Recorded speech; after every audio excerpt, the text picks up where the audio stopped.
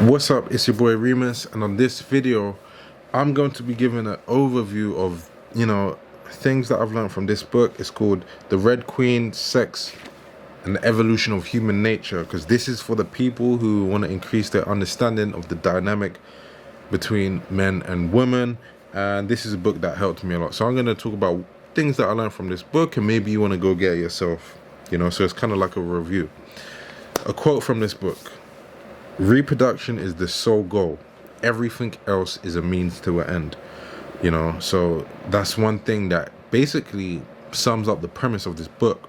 Free will and consciousness is almost like just a secondary experience that we're having, but the first goal that our genetics are trying to achieve is to continue itself. So genes are constantly competing to copy itself, and from that was how all of our behaviors have been shaped. So everyday life is really just a expression. It's like an expression, and I'm telling you my understanding of what I learned from this book. It's like an expression of the competition that's going on, because you are competing with that person over there to continue yourself on. If you're a man, you're competing with the other man to continue your genes on over him, and vice versa, for women.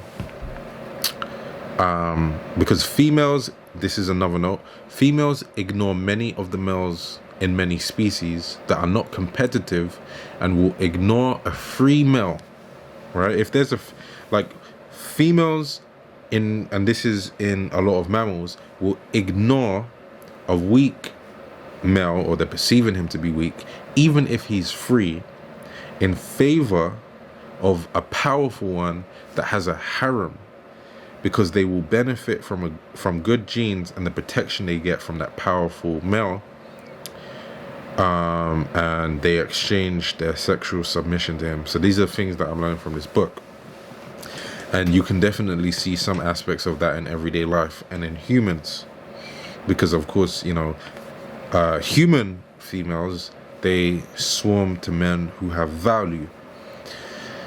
So this is the cause of men's high sex drive and free-spirited behavior.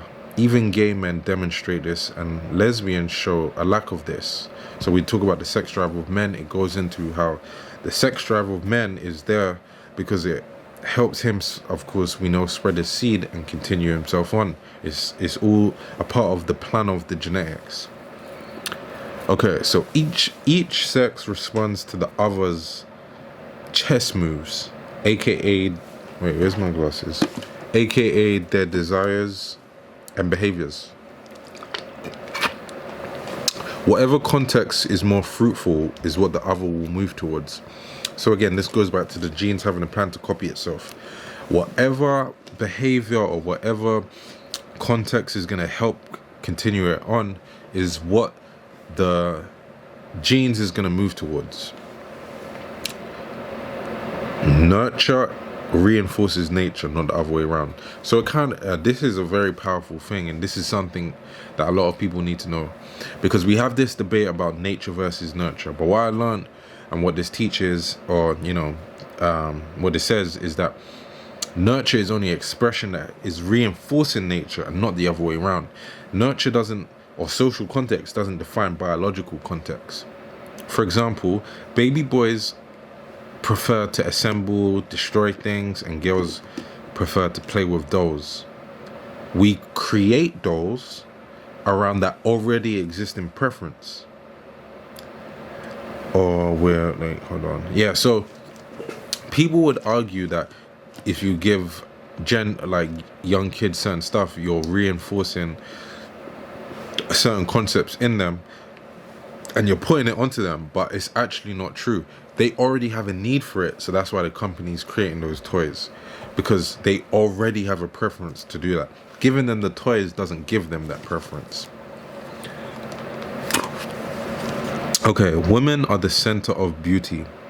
This is even demonstrated through straight women, women's arousal to lesbian men, but not gay men.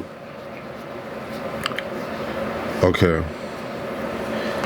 Girls, I'm going through the different notes. Girls and boys are different, despite the fact that this is being suppressed by the educational system.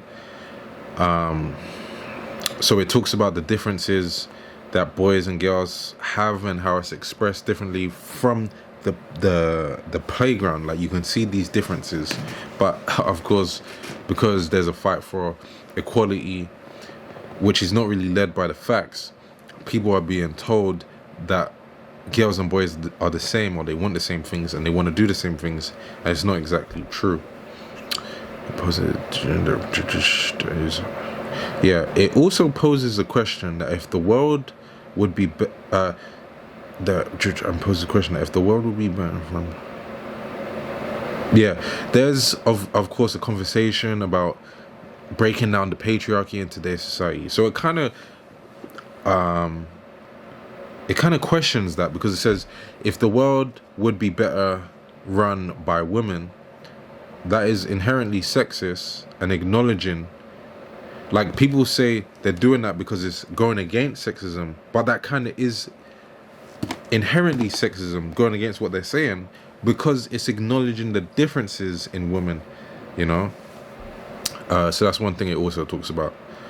It also talks about the reason why men have a preference to climb the social hierarchy, since their reproductive success is dependent on it. Feminists are trying to change the nature of a man whilst not changing the nature of themselves, you know. So again, so these are stuff that I'm learning from the book, but my interpretations of it when I see the world today, right? So it talks about men developing a preference, have developed a preference throughout evolution, because to get status, because their reproduction is dependent on it. You can't get well, you can, but you're more likely to get more women if you're higher up the social hierarchy, you know. So when I said feminists are trying to change the nature of a man, they're trying to change the nature of him wanting to be able to go up that hierarchy as much as women, without changing the fact that the reason like men have to do that is so they can get more women. So you would have to change the nature of women to not want a man who's higher up the social hierarchy if you wanted to change that. Okay, so in the next thing I've also learned, if there isn't a strong biological influence on our behaviors, why is it that despite strong social encouragement to abandon gender roles, it's not exactly happening? Like, despite the fact that people are encouraged to just kind of abandon the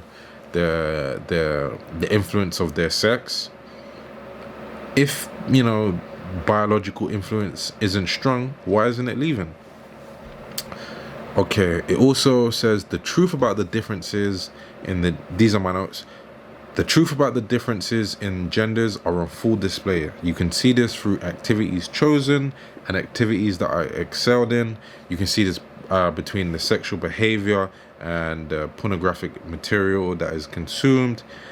You can see it through fashion and little specific differences in communication. You know, you could observe communication and see the differences between the sexes. So that's a good overview of things that I've learned from this book. I think this book was a good one. I'd actually highly recommend it. The way it's structured is quite interesting. It draws on different research and experiments that have been done.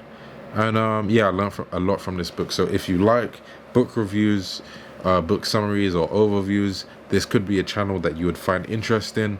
So check out the rest of the videos and subscribe. I'll see you in the next one. Peace.